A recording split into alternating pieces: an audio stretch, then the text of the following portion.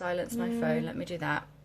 There we go. How is everybody today? Are we all having lots of fun Monday morning? I'm not even sure if anybody's going to be available to come on here because it is 9:20 in the morning and most normal people are out doing normal things. But I'm not normal, and I was quite late leaving the house for nursery pick up the drop off this morning, and I had to go to the sorting office, and then I had to go and see a friend, and then I had to do some shopping, so I've literally only just got back into the house. So I always think to myself, if you do these videos in the evening, Vicky, you'll probably get more people viewing. But A, it slips my mind, and B, in the evening I have 1 hour between Samara going to bed and me going to bed, so I don't have time to come on here, or if I do, it kind of eats into the actual kind of me time that I have. So yeah, I'm doing it now, and if you like it, then share it with your friends, and then hopefully next time more people will be on here. I should stick to the same time every day, shouldn't I? Maybe we should work on that. Anyway, so today I am talking about my #1 tip for successful single parenting. I'll be honest, it really applies to anything, like successful non-single parenting, successful co-parenting, successful life, or just life basically. It's just, when I had Samara, for those who don't know, I was with this guy. He wasn't very nice. I was while I was pregnant, we split up about 4 million times and got back together and split up and so on and so forth. And within 2 weeks of it, she was born 5 weeks early. We were in hospital for just under 2 weeks, and within 2 weeks of her being born, or within 3 weeks, I think. So she was 2 weeks old. We'd just come out of hospital. We'd been out of hospital a little while. We had her registered at the registry office, and then he left me. And then I was a single parent, and then there was a lot of grief and back and forth, and I had to go to counselling for people who've been in abusive relationships and all the rest of it. And it was really traumatic and really hard, and I spent the hard time thinking, God, I've let this child down already, and she's not even technically supposed to have been born yet. Like, I've got this tiny little creature. She relies on me for everything. I don't know what I'm doing. I'm really struggling with my life. I feel like I'm letting this child down already. And I still get that feeling about, I don't know, twice a week, like, oh, I should be doing better. But I don't think that's just single parents. I think all parents have that that kind of, oh, I need to try harder. I should be doing better than this, or I should have done this, or I should have done that, or, you know, everybody gets that. But so my #1, are you ready? My #1 tip for successfully just navigating life as a parent, or just life in general, is to just let go. So let go of how you thought it should have been, or how you thought it would be. So when I was little, obviously, I think all little children that grew up in the 80s, maybe not so much these days, but in the 80s, I will get married, I will grow up, I will meet Prince Charming, he will rescue me from my life, I will get married to him in a beautiful ceremony, we will ride off into the sunset, we will live in a white house with a white picket fence, we'll have 2.4 children, everything will be peachy, and that will be my life.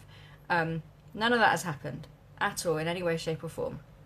But I'd kind of always thought I would get married before I had children, and that didn't happen.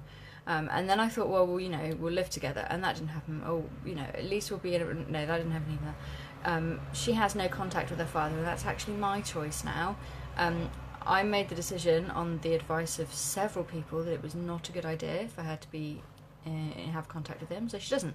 So then it's all on me, and then I'm like, oh God, I chose a really poor person as a parent for my child, so now she doesn't have him in her life. So, gosh, I've let her down because she doesn't have a dad. But I think the only way you get around that is by kind of like speaking to yourself as if it was your friend saying that.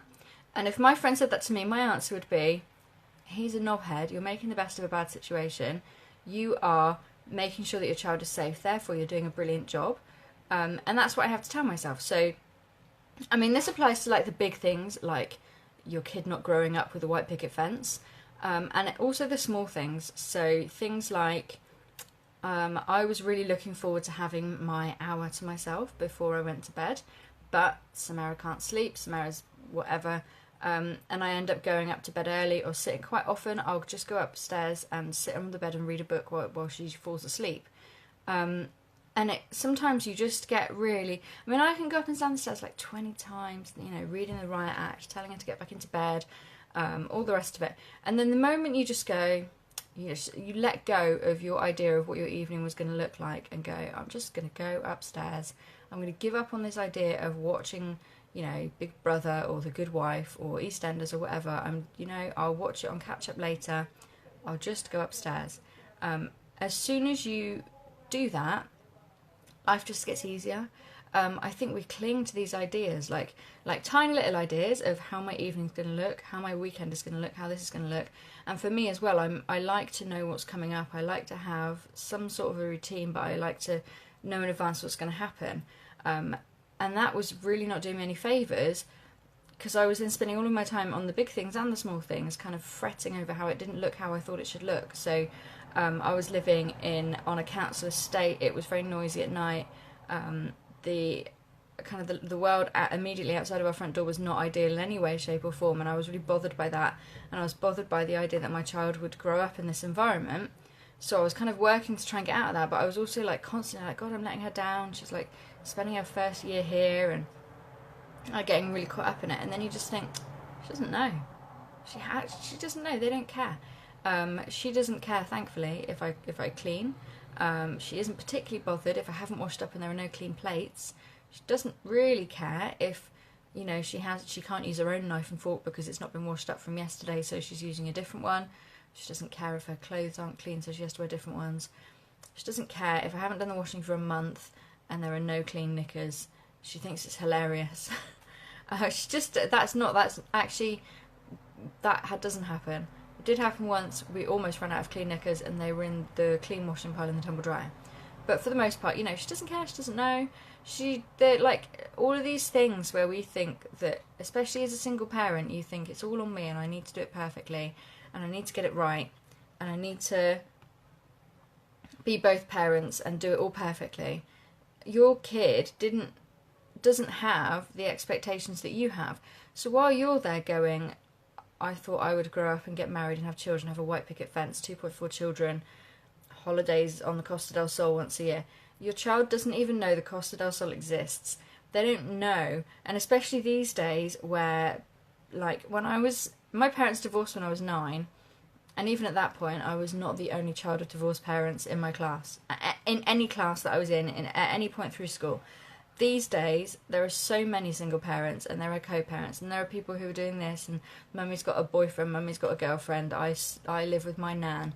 There's so much more, it's so much more fluid that it's not like your kid has no idea that it is the norm, or, you know, the expected norm that we all live in a house of 2 parents and, you know, a dog called Fido or whatever. They don't know, and it's our expectations. I think for me, when I started to realise that, I started to go, oh, okay, right, then it doesn't matter. And it was a bit like, oh, and like a lizard. I mean, she's 4, and I still get kind of, oh, I'm really letting her down. Then you look at the bigger picture and you think, realistically, what do I remember from my childhood? I remember my dad giving me donkey rides around the living room. I remember my mum cooking dinner. Like, you don't remember not having money. When I look back, we didn't have any money. At the time, I didn't know. And it's not like, I don't look back on if somebody says describe your childhood, I don't go, oh, we were skint, we had no money. I go, oh, it was great, we used to do this, blah, blah, blah. You know, the children will look back and realise perhaps that there wasn't any money, or that times were difficult, or that perhaps it was stressful for my mum to be a single parent. But in the moment, they don't care, they don't know any different, and they don't know any different, so treat them like shit. They don't know any different, so don't worry that you're not, like, living up to your own expectation, because their expectation is pretty much, can I have some juice with my lunch? Can I have a cake? Can I watch Umi Zoomies? As long as they can kind of play with their toys and they feel loved and they're happy, they don't care that they don't have the white picket fence. And I think so, for me, like, the biggest thing that I can tell anybody as a single parent, somebody asked me the other day, like, you know, what's your advice to single parents? I'm like, just let it go. Let go of the idea that you had in your head through your whole life, because I don't think anybody grows up thinking, when I grow up, I'm going to be a single parent and I'm going to rely on benefits and live in a crappy flat and worry about money all the time. Nobody does that, you know. So you've had this, everybody's had some sort of an expectation in their heads of how their life would be, what it would be like to be a parent, and it's never, even the people who are married with 2.4 children and a white picket fence, their life does not look how they dreamed it would look when they were like 9. things, you know, when you're 9, you don't understand how the world is. So while you're creating this image of how your life is going to look, that's never how it's going to turn out. So everybody is like struggling to reconcile what their expectation was 20 years ago against what is happening in their life now. And the best thing for me, certainly, is to just let go of my expectation, let go of what I thought it should be like, let go of what I thought it would be like, and just crack on. Just look at, okay, well, what is the situation right now, and how do I need to fix it? And I do that with everything, because that's basically how I get through my days. So yeah, I would come on here and share that this morning, because I'm trying to do more videos and make them more useful as well, because I've done a few where I was just jibbing, and it was nice if you want to listen to me jib, but you probably don't. So yeah, I just thought I would come on and do this. I hope you found it interesting and useful. You can, I wrote a book. I'm experimenting with this thing where I'm actually, you know, introducing myself properly. I should have done that at the beginning. So for those who don't know, I have a website. It's called singlemotherahoy.com, where I talk about my life as a single mother and various things. And I also have one called vickycharles.com, where I teach people how to use blogging and social media.